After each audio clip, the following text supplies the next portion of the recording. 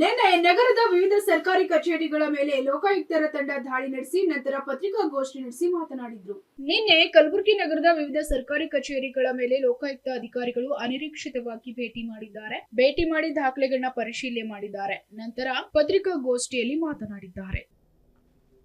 Check post ನಲ್ಲಿ ಹೋದವಲ್ಲ, check post ನಲ್ಲಿ both Bidar ಮತ್ತು ಇಲ್ಲಿ ಆಳಂದ ಚೆಕ್ ಪೋಸ್ಟ್ಗಳನ್ನು ನೋಡಿದ್ದೀವಿ. ಚೆಕ್ ಪೋಸ್ಟ್ ಅಲ್ಲಿ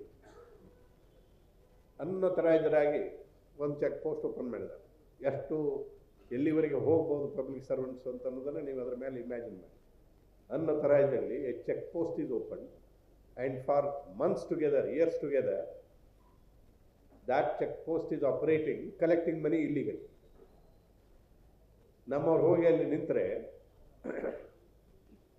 ಒಂದು ತಾಸಿನಲ್ಲಿ 8,000 ರೂಪಾಯಿ ಕಲೆಕ್ಟ್ ಆಯ್ತು. ಯಾರು ಕಲೆಕ್ಟ್ ಮಾಡೋದು? ಏಜೆಂಟ್ಸ್ ಕಲೆಕ್ಟ್ ಮಾಡೋದು. ಅಲ್ಲೊಬ್ಬನು RTO ARTO ಒಂದು ವೆಹಿಕಲ್ ನಿಂತಿರ್ತದೆ. ಅವನು ARTO ಅಂತ ಅದನ್ನು ಬರೆದಿರ್ತಾರಲ್ಲಿ. ಅಲ್ಲಿ ಅದು ಬರೆದು, ಅಂದರೆ ಇದು RTO ಆಫೀಸು, ಇದು ಅವ್ರ ಚೆಕ್ ಪೋಸ್ಟ್ ಅಂತ ಗೊತ್ತಾಗ್ಬೇಕು ಅವ್ರಿಗೆ. ಆ ಥರದ್ದು ಅದ್ರ ಮೇಲೆ ಬರೆದಂತಹ ಒಂದು ವೆಹಿಕಲನ್ನು ನಿಲ್ಲಿಸಿರ್ತಾರೆ. ಅವ ARTOನೂ ಇರೋದಿಲ್ಲ, ಅಲ್ಲಿ ಯಾವನೂ ಇರೋದಿಲ್ಲ. ಬಟ್ ಯಾವನೋ ಒಬ್ಬ ಏಜೆಂಟ್ ಇರ್ತಾನೆ, ಅವನು ದುಡ್ಡು ಕಲೆಕ್ಟ್ ಮಾಡೋದು. ಅಲ್ಲಿ ಮುಂದೆ ಒಂದು ಬಾಕ್ಸ್ ಇಟ್ಟಿದ್ದಾರೆ. ಆ ಬಾಕ್ಸ್ನಲ್ಲಿ ಅವನು ದುಡ್ಡು ಹಾಕ್ತಾ ಹೋಗ್ತಾನೆ. ಸೊ ಅದು ಪ್ರತಿಯೊಂದು ಗಂಟೆಗೆ ಒಂದು 8,000 ರೂಪಾಯಿ ಕಲೆಕ್ಟ್ ಆಗ್ತದೆ. ಅದು 2 ತಾಸಿಗೊಮ್ಮೆ 3 ತಾಸಿಗೊಮ್ಮೆ ಅದನ್ನು ಶಿಫ್ಟ್ ಮಾಡ್ತಾರೆ ಅಲ್ಲಿ. ಆಯ್ತು. ಸೊ ಹೀಗೆ ಹಗಲು ದೊರಡೆ. ಇದು ಸರ್ಕಾರಿ ನೌಕರದಾರ in the broad daylight ಎಲ್ಲರ ಗಮನಕ್ಕೆ ಬರುವಂಗೆ ರಾಬರಿ ಅಲ್ಲದೆ ಮತ್ತೇನಿದು, ಹೌದಿಲ್ಲ? ಸೊ ಇದು ಅವ್ಯಾಹತವಾಗಿ ನಡೀತಾ ಇತ್ತು. ನಾವು ಹೋದ್ವಿ, ಫೋಟೋ ತಕ್ಕೊಂಡಿವಿ, ಕೇಸ್ ರಿಜಿಸ್ಟರ್ ಮಾಡಿದ್ವಿ, FIR ಹಾಕಿದ್ದೀವಿ. FIR ಹಾಕಿದ್ರಿಂದ ಈಗ ಹೊಂಡಕ್ಕೆ ಅದನ್ನು ರಿಮೂವ್ ಮಾಡಿದ್ದಾರೆ. ಅಲ್ಲಿ ಚೆಕ್ ಪೋಸ್ಟ್ ಇಲ್ಲ ಈಗ.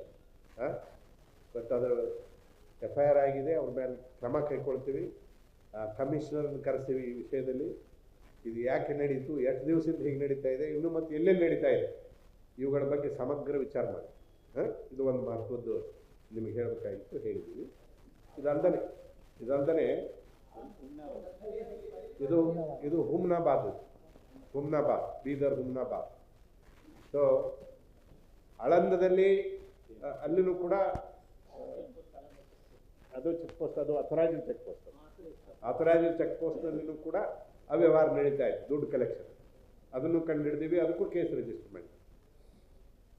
ಇಲ್ಲಿ RTO ಬಂದಿದ್ರು. RTO ಕೇಳಿದರೆ ಅವರು ಇದು ನನ್ನ ಕೆಳಗೆ ಬರೋದಿಲ್ಲ, ಅದು ಜಾಯಿಂಟ್ ಕಮಿಷನರ್ ಕೆಳಗೆ ಬರ್ತದೆ, ನಾನು ಅದನ್ನು ವಿಸಿಟ್ ಮಾಡಲ್ಲ, ನನಗೆ ಸಂಬಂಧ ಇಲ್ಲ ಅಂತ ಹೇಳಿದ್ದಾರೆ. ಆಯಿತು, ಯಾರು ಜಾಯಿಂಟ್ ಕಮಿಷನರ್ ಯಾರಿದ್ದಾರೆ ಅವ್ರನ್ನ ಪಾರ್ಟಿ ಮಾಡ್ತೀವಿ, ಜಾಯಿಂಟ್ ಕಮಿಷನರ್ ಕರೆಸ್ತೀವಿ, ಆ ARTOವನ್ನು ಪಾರ್ಟಿ ಮಾಡ್ತೀವಿ, ಅವ್ರನ್ನೂ ಕರೆಸ್ತೀವಿ, ಇನ್ವೆಸ್ಟಿಗೇಷನ್ ಮಾಡ್ತೀವಿ, ಯಾವ ರೀತಿಯಿಂದ ಇದು ನಡೀತಾ ಇದೆ ಅನ್ನೋದನ್ನು ಇನ್ವೆಸ್ಟಿಗೇಷನ್ ಮಾಡ್ತೀವಿ. ಇನ್ನು ಇಲ್ಲಿ ತಹಸೀಲ್ದಾರ್ ಆಫೀಸ್ ತಗೊಳ್ಳಿ, ಎಕ್ಸಿಕ್ಯೂಟಿವ್ ಆಫೀಸರ್ಸ್ ತಗೊಳ್ಳಿ, ಪಂಚಾಯತ್ ತಗೊಳ್ಳಿ, DC ಆಫೀಸನ್ನು ವಿಸಿಟ್ ಮಾಡಿದ್ವಿ, AC ಆಫೀಸ್ ವಿಸಿಟ್ ಮಾಡಿದ್ವಿ. ಎಲ್ಲ ಕಡೆ ಈಗ ಫಾರ್ ಎಕ್ಸಾಂಪಲ್ ಡೆಪ್ಟಿ ಕಮಿಷನರ್ ಆಫೀಸಿನಲ್ಲಿ ನಮಗೆ ಒಂದು ಕೇಸ್ ರಿಜಿಸ್ಟರ್ ಮಾಡಿದ್ದೀವಿ. ಏನಂದರೆ ಈ ಲೇಕ್ಸ್ ಬಗ್ಗೆ ಲೋಕಾಯುಕ್ತದಲ್ಲಿ ಕೇಸ್ ರಿಜಿಸ್ಟರ್ ಆಗಿದೆ. ಈ ಜಿಲ್ಲೆಯಲ್ಲಿ 254 ಲೇಕ್ಗಳಿದ್ದಾವೆ. ಲೇಕ್ ಅಂದರೆ ಪ್ರತಿಯೊಬ್ಬ ನಾಗರಿಕನ fundamental duty to protect the lakes, wildlife etcetera. ನೋಡಿದ್ದೀವಿ, ಕಾನ್ಸ್ಟಿಟ್ಯೂಷನಲ್ಲಿ ಪ್ರಾವಿಷನ್ ಇದೆ. ಇಲ್ಲಿ ಲೇಕ್ಗಳನ್ನು ನುಂಗಿ ಹಾಕಿಬಿಟ್ಟಿದ್ದಾರೆ. ಅವ್ರು ಹೇಳೋದು 254 ಲೇಕ್ ಇದ್ದಾವೆ. ಅದರಲ್ಲಿ ಗುಲ್ಬರ್ಗಾದಲ್ಲಿರುವ ಲೇಕು 7 ಲೇಕ್ ಮಾತ್ರ ಎನ್ಕ್ರೋಚ್ ಆಗಿದ್ದಾವೆ, ಉಳಿದು ಯಾವ ಎನ್ಕ್ರೋಚ್ ಆಗಿಲ್ಲ ಅಂತ ಹೇಳ್ತಾ ಇದ್ದಾರೆ. ಅದಕ್ಕೆ DDLRಗೆ ಹೇಳಿದ್ದೀವಿ, ಸ್ಕೆಚ್ ಕಳಿಸ್ಕೊಡಿ, ಎನ್ಕ್ರೋಚ್ಮೆಂಟ್ ಇಲ್ಲ ಅನ್ನೋದನ್ನು ಮೊದಲು ನೋಡಬೇಕು. ಇನ್ನು ಗುಲ್ಬರ್ಗಾ ಸಿಟಿ ಒಳಗೆ 7 ಲೇಕ್ ಇದ್ದಾವೆ. 7 ಲೇಕ್ಗಳು ಕೂಡ ರೆವಿನ್ಯೂ ದಾಖಲೆಯೊಳಗೆ ಅವಕ್ಕೆ ಸ್ಟಾರ್ ಲೇಕ್ಗಳಿತ್ತು ಅಂದರೆ ಸ್ಟಾರ್ ಅಂತ ಮಾರ್ಕ್ ಮಾಡಿರ್ತಾರೆ ರೆವಿನ್ಯೂ ದಾಖಲೆ. ಅವುಗಳಿಗೆ ಸ್ಟಾರ್ ಇದೆ. That means they are lakes. The corporation, the deputy commissioner, the tahsildar concerned, they are saying these lakes are encroached and ಈ ಲೇಕ್ಗಳನ್ನು ಹಿಂದೆ ನಿಜಾಮ್ ಇದ್ದಾಗ ಗ್ರಾಂಟ್ ಮಾಡಿಬಿಟ್ಟಿದ್ದಾರೆ. ಇದನ್ನು ಲೇಕ್ಗಳನ್ನೇ ಬೇರೆ ಬೇರೆಯವರಿಗೆ ಗ್ರಾಂಟ್ ಮಾಡಿದ್ದಾರೆ, ಅಲ್ಲಿ ಬೇರೆಯವರು ಬಂದು ಆಕ್ಯುಪೈ ಮಾಡ್ಕೊಂಡಿದ್ದಾರೆ. ನಾನು ಹೇಳಿದೆ, ಯಾರು ಗ್ರಾಂಟ್ ಮಾಡಿದ್ರು ಗ್ರಾಂಟ್ ಆರ್ಡರ್ ಕೊಡಿ ನಮಗೆ. ಈಗ ನಾನು ಒಂದು 5-6 ತಿಂಗಳು ಟೈಮ್ ಕೊಟ್ಟಿರ್ಬೇಕು ಅವರಿಗೆ. 6 months time have given them nearly. ಅದು ಹೈದ್ರಾಬಾದ್ಗೆ ಹೋಗಿ ತೊಗೊಂಬರ್ತೀವಿ, ಅದು ಅರೇಬಿಕ್ ಲ್ಯಾಂಗ್ವೇಜ್ನಲ್ಲಿದೆ, ಅದನ್ನು ಟ್ರಾನ್ಸ್ಲೇಷನ್ ಮಾಡ್ತೀವಿ, ಹಾಗೆ ಮಾಡ್ತೀವಿ, ಹೀಗೆ ಮಾಡ್ತೀವಿ ಅಂತ ಟೈಮ್ ತೊಗೊಳ್ತಾ ಹೋದರು. ಇವತ್ತು ಆ ಕೇಸನ್ನ ಇಲ್ಲಿ ಕರೆದು ವಿಚಾರಿಸಿದೆ ನಾನು. ಆ ಕೇಸನ್ನ ಇವತ್ತು ಇಲ್ಲಿ ಇಟ್ಕೊಂಡಿದ್ದೆ ಹೇಳಿ. ಅವ್ರು ಹೇಳ್ತಾರೆ, ನಮಗೆ ಆರ್ಡರ್ ಸಿಕ್ಕಿಲ್ಲ. ಆ ಥರ ಗ್ರ್ಯಾಂಟ್ ಆದದ್ದು ಸರ್ಕಾರದಿಂದ ಅಥವಾ ನಿಜಾಮನಿಂದ ಯಾರಿಗೂ ಗ್ರ್ಯಾಂಟ್ ಆದದ್ದು ದಾಖಲೆ ಸಿಗ್ತಾ ಇಲ್ಲ. ಅದು ದಾಖಲೆ ಸಿಗ್ತಾ ಇಲ್ಲ ಅಂತಾದರೆ ಇಂಡಿಪೆಂಡೆನ್ಸ್ ಬಂದಾಗಲಿಂದ ಇಲ್ಲಿವರೆಗೆ, ಲ್ಯಾಂಡ್ ರೆವಿನ್ಯೂ ಆ್ಯಕ್ಟ್ ಬಂದಾಗಲಿಂದ ಇಲ್ಲಿವರೆಗೆ ಅದು ಲೇಕ್ ಅಂತ ದಾಖಲೆಗಳಲ್ಲಿ, ಕಂದಾಯ ದಾಖಲೆಗಳಲ್ಲಿ ನಮೂದಾಗಿದ್ದರೆ ಅವುಗಳನ್ನು ನುಂಗ್ಲಿಕ್ಕೆ ಹೇಗೆ ಬರ್ತದೆ? ಬೇರೆಯವರು ಆಕ್ಯುಪೈ ಮಾಡಿಕೊಂಡ್ರು ಅಂತ ಹೇಳಲಿಕ್ಕೆ ಹೇಗೆ ಬರ್ತದಪ್ಪ? ಯಾವ ಕಾನೂನು ಕೆಳಗಡೆ ಬರ್ತದೆ ಅಂತ ಪ್ರಶ್ನೆಗೆ ಅವರು ಉತ್ತರ ಕೊಡ್ತಾ ಇಲ್ಲ. ಅದಕ್ಕೆ ನಾನು ಅವ್ರಿಗೆ ಹೇಳಿದ್ದೀನಿ, ಈ 6-7 ಲೇಕ್ಗಳಿದಾವಲ್ಲ, ಆ ಲೇಕ್ಗಳಲ್ಲಿ ಎಷ್ಟೆಷ್ಟು ಖಾಲಿ ಜಾಗ ಈಗಿದೆ ಅದನ್ನು ಐಡೆಂಟಿಫೈ ಮಾಡಿ. ಖಾಲಿ ಜಾಗವನ್ನು ಮೊದಲು ಎನ್ಕ್ಲೋಸ್ ಮಾಡಿ, ಖಾಲಿ ಜಾಗವನ್ನು ನಿಮ್ಮ ಸ್ವಾಧೀನಕ್ಕೆ ಇರಿಸ್ಕೊಳ್ಳಿ. ಅದು ಸರ್ಕಾರದ ಸ್ವತ್ತು, ನಿಮ್ಮೆಲ್ಲರ ಸ್ವತ್ತು. ಆ ಪ್ರಾಪರ್ಟಿನ ಸ್ವಾಧೀನ ತಗೊಂಡು ಪ್ರೊಟೆಕ್ಟ್ ಮಾಡಿ. ಇನ್ನು ಯಾರಿಗೆ ಇಲ್ಲೀಗಲ್ ಆಗಿ ಅಲ್ಲಿ ಬಂದು ವಾಸಿಸಲಿಕ್ಕೆ ಅವಕಾಶ ಕೊಟ್ಟಿದ್ದೀರೋ, ಇಲ್ಲೀಗಲ್ ಆಗಿ ಮನೆ ಕಟ್ಕೊಂಡಿರ್ಬೋದು ಅಥವಾ ನೀವೇ ಗ್ರಾಂಟ್ ಮಾಡಿರ್ಬೋದು, ಅವರು ಎಷ್ಟು ಜನ ಇದ್ದಾರೆ, ಎಷ್ಟು ವರ್ಷದಿಂದ ಇದ್ದಾರೆ, ಅವರ ಸಮಸ್ಯೆಗಳೇನು, ಅವರಿಗೆ ಯಾರು ಅವಕಾಶ ಮಾಡಿಕೊಟ್ರು, ನೀವು ಯಾಕೆ ಅವ್ರ ಬಗ್ಗೆ ಕಾಳಜಿ ವಹಿಸಲಿಲ್ಲ? ಏನು ಸಂದರ್ಭಾನುಸಾರ ಯಾವಾಗ ಅವ್ರು ಬಂದು ಆಕ್ಯುಪೈ ಮಾಡಿದ್ರು ಅವರಿಗೆ ನೋಟಿಸ್ ಕೊಟ್ಟು ಅವ್ರನ್ನ ಅಲ್ಲಿಂದ ಎಬ್ಸಿದ್ರೆ ತೊಂದರೆ ಆಗ್ತಿರಲಿಲ್ಲ. ಈಗ ಏನು ಮಾಡ್ತೀರಿ? ಅವ್ರಿಗೆ ಬಂದು ಇರಾಕ್ ಅವಕಾಶ ಕೊಡ್ತೀರಿ, ಆನಂತರ ಎಬ್ಸಾಕ್ ಹೋಗ್ಬೇಕು, ಅಥವಾ ನಮ್ಮಂಥವ್ರು ಹೇಳಿದರು ಅಂತ ಎಬ್ಸಾಕ್ ಹೋಗೋದು. ಸೊ ಅದಕ್ಕಾಗಿ ನಾವು ಹೇಳಿದ್ವಿ, ಅವ್ರನ್ನ ಎಬ್ಸೋಕ್ಕಿಂತ ಮುಂಚೆ ಯಾರಿದ್ದಾರೆ ಅಲ್ಲಿ, ಎಷ್ಟು ಜನ ಇದ್ದಾರೆ, ಯಾವಾಗ ಬಂದಿದ್ದಾರೆ, ಯಾವ ಅಧಿಕಾರಿ ಇದ್ದಾಗ ಅಲ್ಲಿ ಬಂದಿದ್ದಾರೆ, ಏನು ಮನೆ ಕಟ್ಕೊಂಡಿದ್ದಾರೆ, ಗುಡಿಸಲು ಹಾಕಿದಾರೋ, ಗಚ್ಚಿನ ಮನೆ ಕಟ್ಕೊಂಡಿದ್ದಾರೋ, ತಗಡಿನ ಮನೆ ಕಟ್ಕೊಂಡಿದ್ದಾರೋ, ಅದನ್ನೆಲ್ಲ ತಿಳಿಸ್ರಿ ಅಂತ ಡೈರೆಕ್ಷನ್ ಕೊಟ್ಟಿದ್ದೀವಿ. ಸೊ ಅದನ್ನು ಡೆಪ್ಟಿ ಕಮಿಷನರು, ಕಾರ್ಪೊರೇಷನ್ನವರು, ತಹಸೀಲ್ದಾರು ಕೂಡಿ ಮಾಡಬೇಕು ಈ ಕೆಲಸ. ಈ ಜಿಲ್ಲೆಯಲ್ಲಿ ಏನಾಗ್ತಾ ಇದೆ ಅಂದರೆ, ಪಂಚಾಯತ್ ಆಫೀಸ್ ಹೋಗಿ ನೋಡಿದ್ವಿ ನಾವು.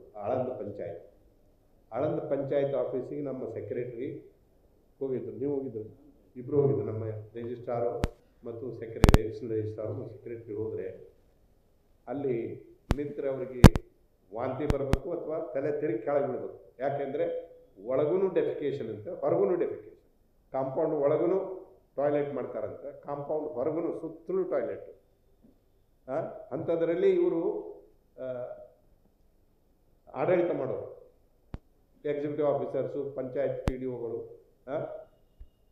ಇದು ದುಸ್ಥಿತಿ, ಇಲ್ಲಿ ಸರ್ಕಾರಿ ಆಫೀಸ್ಗಳ ದುಸ್ಥಿತಿ ಹೀಗಿದೆ. ಇದನ್ನು ಲೋಕಾಯುಕ್ತರು ಬಂದು ನೋಡಿ, ನೀವು ಹೀಗಾಗಿ ಇಟ್ಟಿದ್ದೀರಿ, ಸ್ವಚ್ಛ ಇಡಬೇಕು ಅಂತ ನಾವು ಹೇಳಬೇಕು. ಇವ್ರಿಗೆ ಕೇಸ್ ರಿಜಿಸ್ಟರ್ ಮಾಡಬೇಕು. ಇದಕ್ಕೆ ಅವ್ರಿಗೆ ಬರುವಂಥ ದುಡ್ಡು, ಅವ್ರಿಗೆ ಬರುವಂಥ ಗ್ರ್ಯಾಂಟು ಅದೆಲ್ಲ ಎಲ್ಲಿ ಹೋಯ್ತು, ಏನಾಯಿತು? ಸೊ ಇದು ಮಾಲ್ ಅಡ್ಮಿನಿಸ್ಟ್ರೇಷನ್ ಅಲ್ವಾ, ಇದು ಡೆರಿಲಿಕ್ಷನ್ ಆಫ್ ಡ್ಯೂಟಿ ಅಲ್ವಾ? ಸೊ ಇದನ್ನೆಲ್ಲ ನಾವು ಕೇಸ್ ರಿಜಿಸ್ಟರ್ ಮಾಡಿದ್ದೀವಿ, ಚೌಕಶಿ ಮಾಡಿದ್ದೀವಿ. ಅವ್ರಿಗೆ ಅಧಿಕಾರಿಗಳ ಅಶ್ಯೂರೆನ್ಸ್ ಕೊಟ್ಟಿದ್ದಾರೆ, ನಾವು PDOನ ಕರೆಸ್ತೀವಿ, ಏನೇನು ಆ್ಯಕ್ಷನ್ ತೊಗೊಳ್ತೀವಿ. ಇಡೀ ತಾಲೂಕಿನಲ್ಲಿ, ಆಳಂದ ತಾಲೂಕಿನಲ್ಲಿ ಎಷ್ಟು ಗ್ರಾಮ ಪಂಚಾಯತಿ ಇದಾವೆ, ಎಷ್ಟು ಗ್ರಾಮ ಪಂಚಾಯತಿಗಳಲ್ಲಿ ಎಷ್ಟು ವಿಲೇಜಸ್ ಇದಾವೆ, ಒಂದೊಂದು ಗ್ರಾಮ ಪಂಚಾಯತಿಯಲ್ಲಿ ಆ ವಿಲೇಜಸ್ಗಳಲ್ಲಿ ಎಷ್ಟು ಫ್ಯಾಮಿಲಿ ಇದ್ದಾವೆ, ಎಷ್ಟು ಟಾಯ್ಲೆಟ್ಸ್ ಕಟ್ಟಿಕೊಟ್ಟಿವಿ, ಎಷ್ಟು ಜನ ಯೂಸ್ ಮಾಡ್ತಾ ಇದ್ದಾರೆ, ಎಷ್ಟು ಜನ ಮಿಸ್ಯೂಸ್ ಮಾಡ್ತಾ ಇದ್ದಾರೆ, ಎಷ್ಟು ಜನ ಸಬ್ಸಿಡಿ ತೊಗೊಂಡು ತಿಂದು ಹಾಕಿದ್ದಾರೆ, ಅದನ್ನೆಲ್ಲ ರಿಪೋರ್ಟ್ ಬರಬೇಕು ಅಂತ ಈಗ ಡೈರೆಕ್ಷನ್ ಕೊಟ್ಟಿದ್ದೀವಿ. ಆ ರಿಪೋರ್ಟ್ 1 ತಿಂಗಳಲ್ಲಿ ರಿಪೋರ್ಟ್ ತೊಗೊತೀವಿ, ಅದು ನೋಟಿಸ್ ಕೊಡ್ತೀವಿ. ಮೊದಲು ಹೋಗಿ ನಮ್ಮ ಅಬ್ಸರ್ವೇಷನ್ಸ್ ಅವ್ರಿಗೆ ತಿಳಿಸ್ತೀವಿ, ರಿಪೋರ್ಟ್ ತೊಗೊಳ್ತೀವಿ, ಆ್ಯಕ್ಷನ್ ಶುರು ಮಾಡ್ತೀವಿ.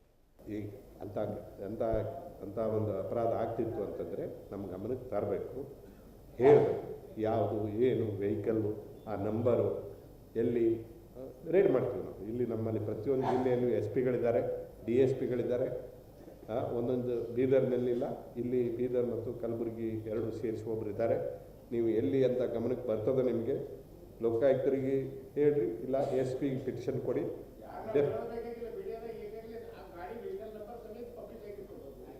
ಅಲ್ಲ, ಪಬ್ಲಿಷ್ ಆಗಿರ್ತದೆ. ಆದರೆ ನೀವು ಯಾರಾದರೂ ಒಬ್ಬರು ಪಿಟಿಷನ್ ಕೊಟ್ಟು ಅದಕ್ಕೊಂದು ಚಾಲನೆ ಕೊಟ್ರಿ ಅಂತಂದರೆ ರಿಜಿಸ್ಟ್ರೇಷನ್ ಆಗ್ತದೆ, ಕೇಸ್ ರಿಜಿಸ್ಟ್ರೇಷನ್ ಆಗ್ತದೆ. ಯಾರು ಕೊಡದೇ ಇದ್ರೆ ಏನಾಗ್ತದೆ, ಬರೀ ಮೀಡಿಯಾ ನೋಡಿಕೊಂಡೇ ಎಲ್ಲನೂ ಕೇಸ್ ರಿಜಿಸ್ಟರ್ ಮಾಡಿದ್ರು. ಈಗಾಗಲೇ 25,000 ನೋಡಿ ಕೇಳಿ, 25,000 ಕೇಸ್ ಪೆಂಡಿಂಗ್ ಇದ್ದಾವೆ. ನಾನು ಬಂದಾಗ ಜೂನ್ 22ಕ್ಕೆ ನಾನು ಬಂದಾಗ, ನಾನು ಅಧಿಕಾರ ಸ್ವೀಕಾರ ಮಾಡಿದಾಗ 8,000 ಕೇಸ್ ಇತ್ತು, 8,000 ಇತ್ತು.